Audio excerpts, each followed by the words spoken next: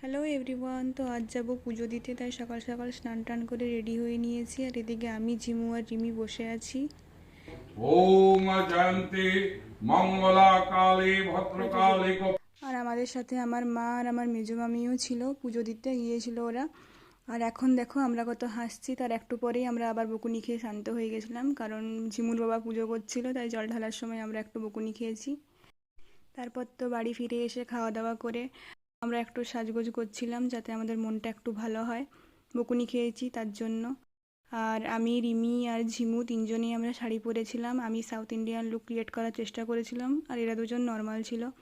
আর আমার ব্লাউজটা তো এত বড় হচ্ছে, তাই রিমি ক্লিপেটে একটু ফিটিংসে আনার চেষ্টা করছিল, যদিও ঠিকই লাগছিল পরের দিকে।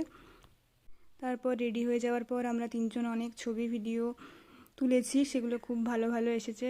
ইনস্টাগ্রামে পোস্টও করেছি, তোমরা দেখেছো। আর দেখো আমাদের তিনজনকে কত সুন্দর লাগছে। আমাদের মন ভালো করার জন্য এরকম সেজেগুজে ছবি তোলায় যথেষ্ট, বেশি কিছু করতে হয় না। দেন দুপুরে লাঞ্চ করে ঘুমিয়ে পড়েছিলাম। বিকেলে একটু বাইরের দিকে হাঁটতে গিয়েছিলাম, আমি, ঝিমু আর রিমি, আমরা তিনজনেই গিয়েছিলাম। বাড়ি ফিরে আরও ম্যাগি বানালো রিমি।